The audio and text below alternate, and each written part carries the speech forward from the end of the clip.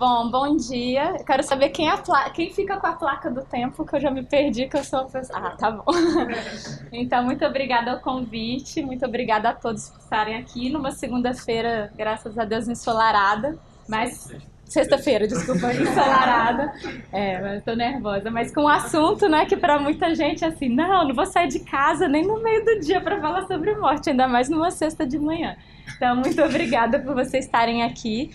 Eu vou contar um pouco do projeto e o tema que eu propus, eu sei que o assunto do Creative Mornings é morte, né, mas o título que eu dei pra palestra é o que o luto e a morte ensinam pra vida.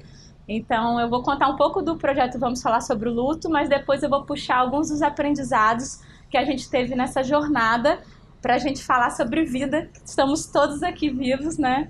Graças ao universo, à Mãe Terra, a Deus e qualquer que seja a sua crença, a gente está aqui. Então, como que a gente faz que a nossa experiência seja a melhor possível enquanto estivermos por aqui? É sobre isso que eu vou falar. A gente tem os Tissurus como identidade visual aí do nosso projeto. Depois vocês vão ver, tem uns caderninhos ali na mesa também. E já me apresentando aqui, eu sou uma profissional de comunicação. Eu não sou da área de saúde, não sou psicóloga, não sou terapeuta, não sou uma especialista em luto, mas eu sou uma publicitária que me juntei a outras amigas da área de comunicação para a gente tentar fazer alguma coisa para pessoas que viviam esse momento que é tão difícil na vida, né? Então eu gosto de falar assim, os tissurus e tudo que a gente faz, sempre a gente pensa muito na linguagem, trazer muita cor, trazer muita delicadeza para justamente quebrar o tabu e convidar as pessoas a olharem para esses assuntos difíceis de uma outra forma. Eu moro aqui no Rio há 8 anos. Eu me mudei para cá justamente porque eu estava vivendo um luto e eu queria viver num lugar que fosse mais alegre, né? Apesar de todos os problemas da cidade, eu queria que tivesse sol, que tivesse água de coco e, e pé na areia. Eu sou de Vitória, então a cidade era mais próxima ao que eu vivi na adolescência. E agora eu estou completando 8 anos de Rio de Janeiro. E esse trabalho, né, ele começou justamente com um ponto de interrogação. Então, a nossa marca, vamos falar sobre o luto, era uma pergunta. Em muitos contextos ainda é uma pergunta, né? Será que a gente pode, nessa sexta-feira, conversar com vocês sobre isso? Porque esse não é um assunto muito permitido, né? Não é um assunto que tem muito espaço na mídia, no grupo de amigos, nas empresas. Então, esse assunto não existe, né? Fala-se hoje de muitas coisas importantes. Ótimo, né? A gente está falando sobre assédio, a gente está falando sobre dilemas das mães, a licença maternidade e tal, mas esse assunto ainda não entrou em alguns espaços. Então era bem uma pergunta na intenção da gente trazer mais vida. Então, uma frase que eu gosto muito, que a gente pensou logo no começo do projeto, é que falar sobre o luto é um projeto para a vida, porque a gente está preocupado com as pessoas que estão aqui, com os que ficaram, como a gente vai cuidar melhor de quem ficou, né?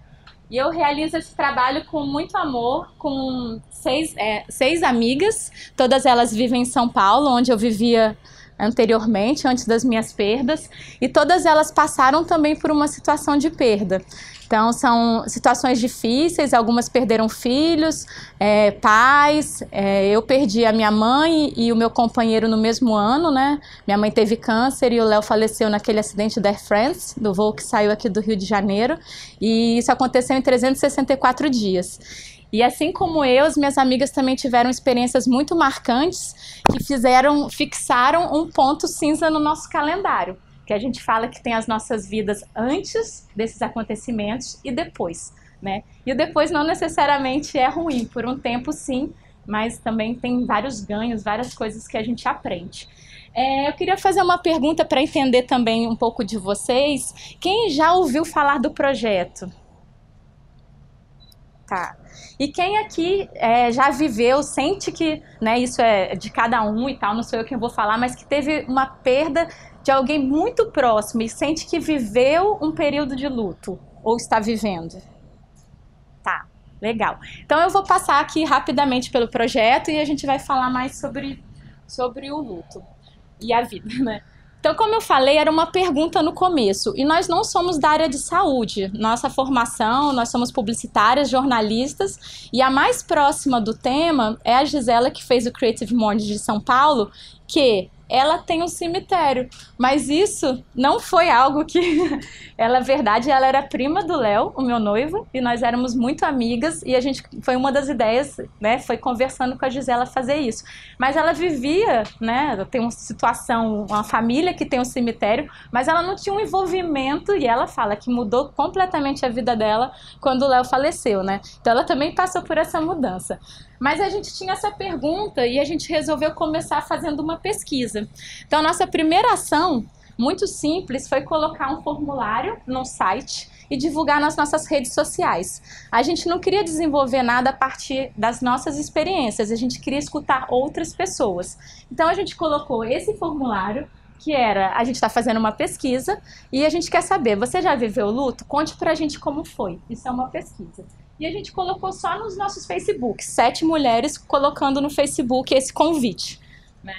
E eu fiquei com o e-mail na minha caixa, né? Eu coloquei o vamos falar sobre luto@gmail.com. E depois de menos de 15 minutos, chegou o primeiro e-mail da Karina. A gente não conhece a Karina, ninguém sabe quem a Karina é. E ela contava a história dela e ela terminava o e-mail assim: obrigada pela oportunidade de abrir meu coração. Acho que nunca tinha falado sobre isso antes. O curioso é que a história da Karina não era recente. Ela falava da perda da avó, que criou ela, há quase 20 anos. E aquilo foi muito marcante. Recebeu o primeiro e-mail de uma pessoa que perdeu alguém há quase 20 anos e dizia que achava que nunca tinha tido a oportunidade de conversar sobre isso. E depois do e-mail da Karina, vários outros chegaram. E muitos tinham esse tom de alívio, de e agora alguém me escutou. Né? Então, esse que eu adoro da Cristiane, ela falava: a pressão social dessa sociedade pós-Prozac, na qual todos temos que ser felizes o tempo todo, me incomoda demais. Quando foi que perdemos o direito de chorar nossos mortos? E ela trazia esse questionamento. Então, muita gente nos escrevia, e aí em algum momento, essa daqui foi... então, e a gente percebeu que era muito libertador para essas pessoas falar. E a gente começou a receber dezenas e dezenas de histórias. E em algum momento essa foi a parede da minha casa, porque eu trabalho com pesquisa de mercado e eu comecei a imprimir, a marcar tudo e fazer minhas observações e comecei a agrupar essas histórias e ver o que elas tinham em comum. E fiquei assim muito encantada e realmente eu acredito que essa é uma missão que nós 7 temos, e eu senti assim, que presente que essas pessoas chegaram até nós, né? E eu fico emocionada porque eu acho realmente muito bonito, um ato de muita confiança você falar para um estranho de uma situação de tanta dor. E a gente foi olhando para essas histórias imensas, com muitos detalhes e tal, e a gente falou, bom, a gente precisa continuar a nossa investigação. Então, depois dessa fase do confessionário, a gente foi conversar com especialistas. E eu admiro muito essas pessoas. E aqui temos uma representante, não sei se tem outros psicólogos aqui que são voltados para o luto, mas eu admiro muito quem se dedica parte da sua vida a cuidar dessas pessoas. Eu acho esse um trabalho maravilhoso. E a gente foi marcando consultas. A gente marcava, oi, eu quero fazer uma consulta, e chegava lá e falava, bem, não é pra mim. Até era pra mim, mas agora eu quero falar sobre um trabalho. E a gente foi dividindo os aprendizados. E a gente aprendeu pra caramba com essas pessoas. E a gente se sentiu tão encorajado que a gente resolveu fazer workshops de criação só com enlutados. O que parece uma ideia muito maluca. Mas a gente convidava, por exemplo, pais que perderam os filhos para ajudar a gente a criar algo relevante para outros pais. E a gente foi fazendo esses encontros. E, por fim, a gente conseguiu o apoio de uma produtora e a gente gravou um mini documentário que está no nosso site com depoimentos de pessoas sobre essa experiência do luto. Bom, para quem nunca viveu isso, eu vou passar bem rapidamente porque estamos numa sexta-feira ensolarada e eu não quero que a gente saia daqui chorando. Mas a gente tentou fazer de uma maneira gráfica uma imersão nessa experiência. Primeiro, assim, que a morte, quando ela chega, todo mundo sabe, né? Que a gente vai passar por isso, que a gente vai morrer ou que alguém bem próximo vai morrer. Mas quando ela chega, é devastadora. as metáforas utilizadas são: é um tsunami, parece que eu fui sugado do mundo e ejetado para uma outra dimensão, eu vi tudo congelar, eu senti meu corpo de uma forma diferente, é como se uma máquina tivesse entrado e arrancado meu coração. Realmente é algo horrível, né? E a gente também não precisa ficar passando panos quentes nas coisas. Mas o que a gente percebe é que é muito estranho. É como se você tivesse pulado dentro de um buraco e aparecido num lugar que você não conhece. Você não domina a língua, você não entende o que você está sentindo. Muita coisa que você pensa, você acha que você está ficando maluco, porque são sentimentos muito novos realmente. Então, diferente de outras experiências que são marcantes na vida, a gente tem uma idealização, a gente imagina. Por exemplo, eu não sou mãe, mas se eu ligar a televisão, eu vou ver uma série de programas me falando como é a gravidez, como é a maternidade e tal, né? A gente não sabe nada sobre o luto. Um dia você acorda, né, como fala uma autora maravilhosa que é a Jodi Dion, você senta para jantar e aí parece, quando você olha, a sua vida virou de cabeça para baixo. E aí você fala, bom, eu não me reconheço, eu tô sentindo coisas no meu corpo que me são estranhas, eu tenho pensamentos malucos. Eu não era invejosa, eu virei invejosa. Eu não era desse jeito, eu não consigo dormir, eu não sinto fome. Enfim, cada um vive de um jeito, mas é muito difícil. O que acontece? Tem algumas coisas que trazem muito mais dor. Então, a gente aprendeu com essas especialistas maravilhosas que o luto não é apenas um processo individual, ele é psicossocial. A gente vive em comunidade e a gente se relaciona com uma série de pessoas. Se eu estiver falando errado, você me corrige. E aí a gente acaba, muitas vezes, sentindo dor porque os nossos grupos não estão preparados para nos acolher. Então, você está num ambiente de trabalho onde as pessoas, por não saberem lidar com você, fingem que nada aconteceu e querem que você tenha o mesmo rendimento no seu trabalho. Ou você tem amigos incríveis que nessa hora ficam tão constrangidos que saem correndo, né? Você vai numa livraria e você encontra todos os livros do mundo, mas os livros do luto não estão ali presentes. Isso não está na televisão, não está em nenhum lugar. Então, isso traz muito mais dor para as pessoas. Se sentir deslocado, se sentir OT, se sentir pressionado para ficar bem rápido, né? Te fala o famoso tapinha nas costas. Não, bola para frente. Já faz um ano. Gente, para um pai e para uma mãe que perdeu um filho, fazer um ano não é nada, né? E quem disse que existe um relógio único no mundo? Então, essas questões fazem com que a gente tenha que pensar o luto como uma situação que precisa ser trabalhada para toda a sociedade, não só para o indivíduo. A boa notícia é que tem muitas coisas que costumam ajudar. Então, as pessoas nos contam que elas se sentiram muito melhores a encontrar pessoas que também tinham vivido uma situação parecida. Quando elas sentiram um abraço apertado de um amigo que não lhe cobrava ficar melhor antes. Quando o nome daquela pessoa que se foi não virou um tabu e as pessoas poderiam conversar sobre aquilo, né? Voltando à situação dos pais, tem gente que fala, eu não toco no nome dele para ele não ficar triste, não lembrar da criança. Nunca um pai e uma mãe vão esquecer por um dia o filho que tiveram. Então a gente não falar das pessoas é uma ideia muito maluca da nossa cabeça que não viveu isso, né? E a melhor notícia é assim, que realmente é possível reinventar a vida.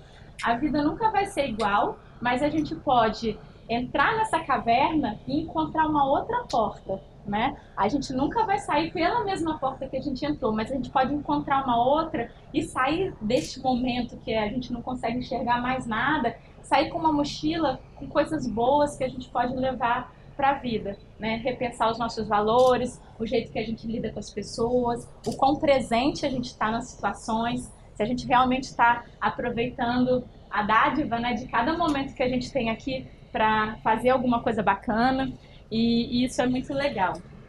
Aconteceu alguma coisa aqui que eu não sei? Bom, eu tenho pouco tempo, eu vou pular um pouco, mas o que a gente entendeu que o nosso papel seria trazer um espaço de acolhimento e inspiração. A gente lançou o site em janeiro do ano passado, tá? Então agora em janeiro completam 2 anos que a gente tem a plataforma no ar. Vamos falar sobre o luto.com.br, tem uma série de conteúdos E já falando os conteúdos que fazem mais sucesso. O primeiro é o que a gente chama Belas Histórias, que são relatos de pessoas comuns que já estão distanciadas um pouco deste momento e que conseguem trazer aprendizados de inspiração. Isso é o nosso carro-chefe. E aí eu queria falar que é legal que a gente percebe que as pessoas têm feito do limão uma limonada assim, de várias formas, né? Uma é falando, escrevendo. Tem muita gente escrevendo novos livros. Hoje a gente tem o Gustavo ali atrás. Dá um oizinho, Gustavo. Que acabou de me presentear essa semana com esse livro lindo, maravilhoso, que chama Pra Onde Foi o Meu Pai? Que eu vou passar para vocês darem uma olhada. Tem gente que está fazendo teatro, música. Tem um cartunista do Sul que ele e a filha começaram a desenhar para passar, enfim, para entender melhor o que eles estavam sentindo com a perda da mãe da Rafa. Tem uma conhecida minha que começou a fazer as bonecas cheias de saudade, um trabalho terapêutico, enfim. E outra parte que faz muito sucesso no site é o conteúdo que a gente desenvolve para quem quer ajudar. Então não é para quem está vivendo luto, mas como eu posso ajudar um amigo no trabalho, o que eu faço. Muita gente pergunta, o que eu faço? Porque eu não gosto de ir ao funeral. Com a minha sinceridade, eu sempre respondo, desculpa, mas você não tem que gostar, né? A pessoa que tá lá tá fodida, gente, vai lá, né? Isso não é uma coisa de gostar ou não, é muito importante participar das cerimônias. E, enfim, depois vocês dão uma olhada no site, a gente tem cartões, a gente tem uma série de ferramentas. Eu vou pular para a parte dos aprendizados, que, enfim, tenho 5 minutos para falar. Então eu tenho um grupo de WhatsApp com as minhas amigas, eu falei sobre o tema da palestra e pedi pra gente fazer um apanhado das melhores coisas que a gente aprendeu, não só com as nossas experiências, mas também ouvindo tantas histórias. Porque hoje, depois de 2 anos, provavelmente a gente já leu aí, sei lá, 1.500, 2.000 histórias diferentes, né? O primeiro foi sobre a resistência e a permanência do amor. A gente tem um cartão que a gente fez que fala: quem amamos estará sempre vivo dentro de nós. Esse é um dos maiores aprendizados. Nunca, mas nunca, quem você amou vai deixar de estar vivo. Enquanto você estiver aqui, essa pessoa estará também, porque ela vive dentro de você. E muitas vezes ela até se torna mais presente. Então a gente tem relatos de irmãos que falam: bom, eu não pensava no meu irmão todo dia. Agora que meu irmão morreu, ele se tornou uma pessoa que me acompanha. E o amor é muito forte. E isso é muito legal, a gente entender a potência desse sentimento que a gente tem por outras pessoas e por outras coisas. Ao mesmo tempo que o amor é muito permanente, um outro aprendizado, e isso fica óbvio logo que você passa por uma perda, é como a vida é impermanente, né? A gente fica aqui se organizando, a gente faz planilha, a gente tem um monte de aplicativo para pensar que a gente consegue planejar algo, mas não, a gente pode sair ali, Deus me livre, mas acontecer alguma coisa. E esse entendimento da impermanência da vida faz com que a gente passe a viver a vida de uma forma muito mais maravilhosa, porque você tem um outro entendimento sobre as suas limitações, até onde você consegue controlar, e a sua relação com o tempo também. Então, essa nova relação com o tempo, que fala sobre o valor do presente e a importância de não adiar a felicidade, vem como uma chamada muito forte para muitas pessoas que passaram por uma perda. Eu era desse jeito, eu deixava tudo para depois, eu tinha um emprego meia boca que eu achava que um dia eu ia resolver, minha aposentadoria lá eu ia passar na praia, na pousada. Eu falo, não, eu tenho que começar agora, né? Me trouxe para o presente essa revisão de valores e tomar essas atitudes em relação à minha própria vida. Um outro aprendizado é a importância aí do que eu falo do trio dinâmico, né? Que é a aceitação. E para isso eu acho que os orientais são muito mais sábios, né? O budismo, a yoga, a meditação, mas também no espiritismo e, enfim, em outras religiões tem isso, mas a importância da gente aceitar, não como conformismo, mas como entendimento desse nosso não controle, a paciência e a paciência com nós mesmos, a gente se cuidar e a gente saber, não dá para resolver tudo no mesmo dia, esse bola para frente não vai funcionar. E a resiliência, que é um conceito da física que se aplica muito ao momento do luto. É entender que a gente vai e depois a gente sobe, a gente vai e a gente vai encontrando um novo lugar, né? um novo formato. A gente aprende também sobre a humildade para pedir e receber ajuda, porque não dá para passar sozinho, né? Então a gente precisa também se abrir e saber pedir, dizer o que a gente precisa, estabelecer limites. Agora não fala assim comigo, agora eu preciso, né? Isso é muito bonito. E além dos amigos, né, da relação com amigos e família, é também se sentir amiga da sua própria dor e da saudade, né? É deixar de rejeitar esses sentimentos e falar, eles fazem parte da vida. Eles podem não estar no Facebook, no Instagram, né, que momentos muito felizes, mas assim, a dor faz parte da nossa vida. E a gente tem que fazer as pazes com isso e deixar ela morar um pouquinho dentro da gente. Por fim, aqui eu queria falar que passar por essas experiências traz uma consciência sobre o verdadeiro significado da empatia. Parece que empatia é a palavra da moda, tá todo mundo falando sobre empatia, né? E o que é empatia de verdade, né? Empatia não é a gente resolver a questão do outro. Empatia começa em estar disponível a ouvir o outro do lugar dele, né? Que é muito difícil. Mesmo no luto, o que a gente percebe é que muita gente começa a escutar uma história e fala assim, eu sei porque eu tenho uma tia que teve câncer. Não é sobre sua tia, a pessoa está contando o pai dela, escuta a história do pai dela. Né? Então, empatia tem muito a ver com você se abrir para escutar o outro e sim, oferecer algumas ideias, sugestões e tal, mas nunca achar que você sabe o que o outro está passando. Então, algumas pessoas acham curioso que quando eu estou em grupo e tal, e tem outras pessoas que viveram perda, eu falo, eu sinto muito, mas eu não sei o que você está passando. E aí já me chamaram a atenção, nossa, Mari, você faz esse projeto do luto e você fala, eu não sei o que você está passando. Eu falei, mas eu não sei. Né? Seria uma arrogância, uma prepotência gigantesca da minha parte dizer que eu sei. Eu não sei, eu te ofereço o meu abraço, eu te ofereço, né, o meu amor, mas eu não sei o que você está passando. E pra gente terminar, que eu tenho o quê? 30 segundos? Nada. Eu trouxe uma frase que eu já perdi o autor, mas uma das que a gente recebeu, que eu acho muito bonita, que fala desse sentimento, né? Poderia ser minha. A perda e o luto foram, para mim, um processo de transformação que chacoalhou os meus valores, minhas crenças e minhas relações pessoais. Se estamos aqui vivos, devemos viver da maneira mais intensa, mais presente a cada instante, procurando sempre fazer o melhor que podemos. Isso é o que sinto também, né? Que é esse presente de eu estar viva e como eu posso fazer diferença no meu dia a dia. Por fim, depois de alguns meses que a gente tinha começado o nosso projeto, a gente viu que, na verdade, essa não deveria ser apenas uma pergunta, né? É uma afirmação, então, que a gente gosta de falar, a gente gosta de nos programas de televisão, a gente gosta de ir nas rodas de conversa, a gente gosta de falar sobre o luto, porque a gente acha que a gente precisa criar uma sociedade que acolha e que apoie mais quem está passando por uma perda e também que com essa proximidade do tema a gente pode melhorar a forma que a gente vive nesse planeta. Muito obrigada. E eu não chorei. Hoje sem lágrimas. Perguntas? Pode fazer? Por favor. Muitas perguntas, gente, por favor. Meus amigos façam perguntas também. Alguém se identificou? Alguém tem alguma coisa? Pensou algo novo? Eu vou fazer uma pergunta. Tá. Eu queria saber se você sente que existe alguma diferença fundamental entre a perda pela morte e a perda pela ausência.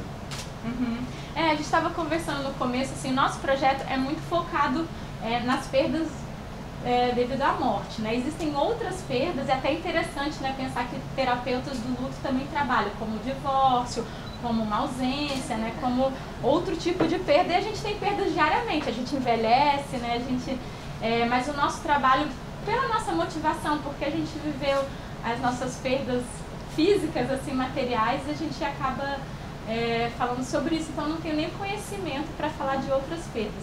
Tem alguns textos sobre Alzheimer no site e tem muito pouca compreensão, porque os amigos falam assim, ai, que pessoa horrorosa, quer que o pai morra, e não entende os processos que essas pessoas estão vivendo, né? E a vontade que você tem que morrer mesmo. Sim, claro, porque né, tem uma situação que a pessoa já está muito diferente do que era e de sofrimento. Diz, não tem mais nada aí, então por quê?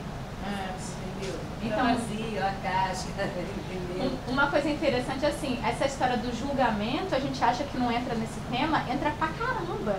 O julgamento, a culpa. A pessoa viu ele no bar, ele tá, né, começa a criar.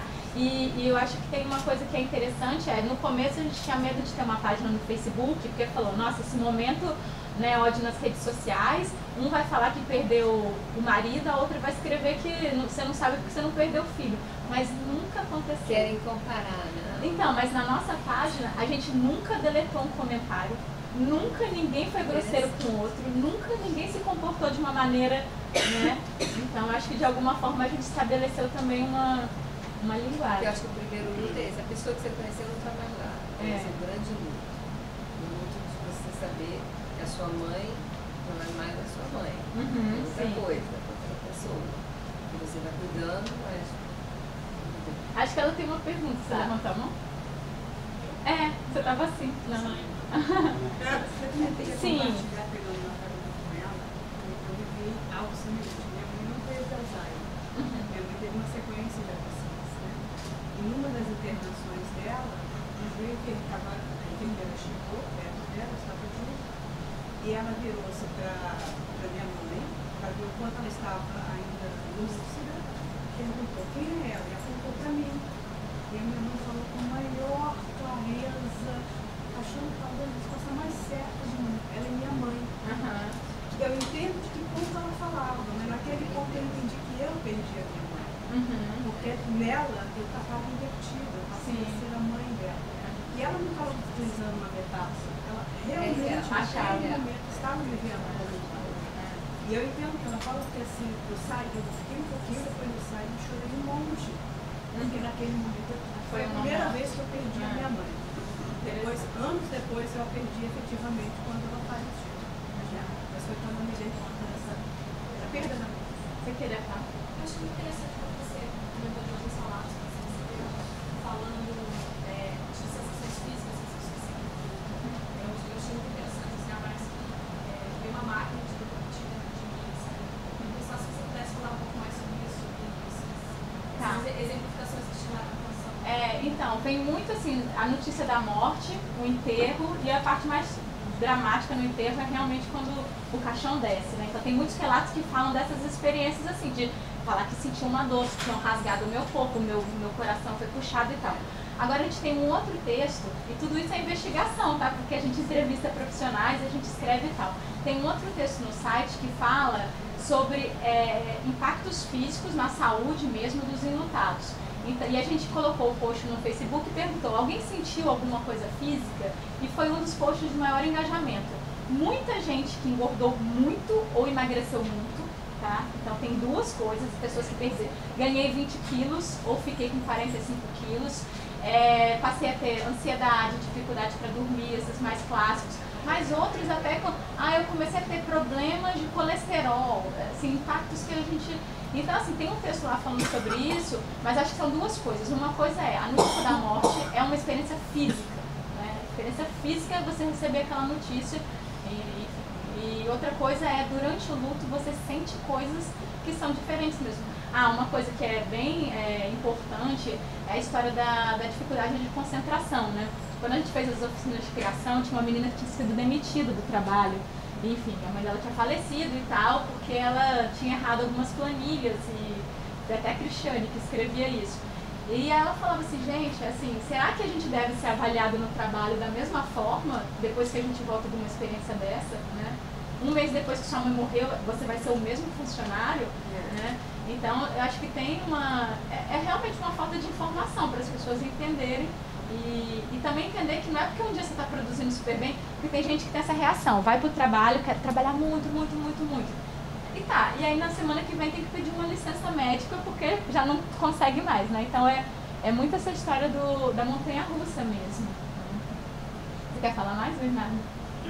Eu queria convidar todo mundo para falar na mesa de café da manhã. Tá bom. Pode ser? Tá, deixa eu só fazer 2 avisos. A gente colocou lá nos DVDs e tal, são trechos de histórias reais que estão no site. Depois a gente vai transformar em umas cartas e tal, para umas dinâmicas para os psicólogos. E também a gente tem os caderninhos, porque a gente faz trabalho totalmente voluntário e a gente tem um custo para manter o site, então a gente vende os caderninhos a R$25, se alguém tiver algum interesse. Os cartões terminaram, mas tem no site, são lindos, da Marina Pato, que é uma artista aqui do Rio. Não, os cartões a gente manda pelo correio, cada um mais maravilhoso que o outro, tem psicólogo que põe no consultório. É. A gente entrega pro Brasil todo. Ups. É. O que faz mais sucesso é esse que eu falei, quem amamos está sempre vivo dentro de nós. E aí a gente tem um formato A3 que muitos consultórios colocam nos quadros e colocam dentro dos consultórios. Bom, enfim, muito obrigada pela presença de todos.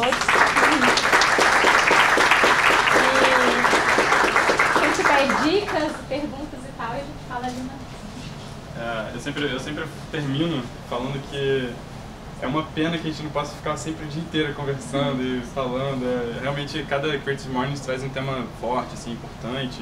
E as discussões são sempre... mobilizam a gente. Eu, pelo menos, saio assim meio mexido. Enfim. Então, muito obrigado. E aí o convite é real, assim, agora a gente tem um tempo pra gente conversar, pra trocar uma ideia, pra falar sobre o que a gente ouviu e conversar com a Mariane também. Você precisa ir embora em breve, né? Mas que horas são? São 15 para as 10. Não, 10 horas. Tem 15 minutos. São 15 minutos, então vamos fazer isso rápido. E aí a mesa também, por favor, vocês fiquem à vontade. É um café da manhã. Eu sempre falo isso porque as pessoas chegam tímidas, aí ficam, e depois, geralmente, depois da palestra, todo mundo fica mais solto, então é pra isso mesmo. E quem quiser conhecer o livro do Gustavo, ele tá ali atrás, com um único exemplar. Mas é uma história pra crianças e adultos, né, Gustavo? Você quer falar? Então vocês peçam para ver o livro dele, é muito lindo. Esse é um tema super importante, como falar com as crianças. As pessoas falam, virou estrela. Gente, pelo amor de Deus, né? Vamos melhorar esse discurso. Porque isso daí vai dar ruim depois, sabe? Virou estrela não vai dar certo não. O último comentário antes da gente fechar essa parte mais única. A gente sempre faz o Creative Mornings aqui no Rio na última sexta-feira do mês, menos em dezembro, por razões de Natal e Ano Novo. E aí, no mês que vem, a gente vai fazer no dia 22. O tema é contexto. E a gente já tem um palestrante, que é o Henrique, que é um dos fundadores da Junta Local. Em breve, a gente vai dar mais detalhes de onde vai ser e como é que vai funcionar. Então, fiquem ligados, deem uma curtida lá na página, sigam a gente. E muito obrigado.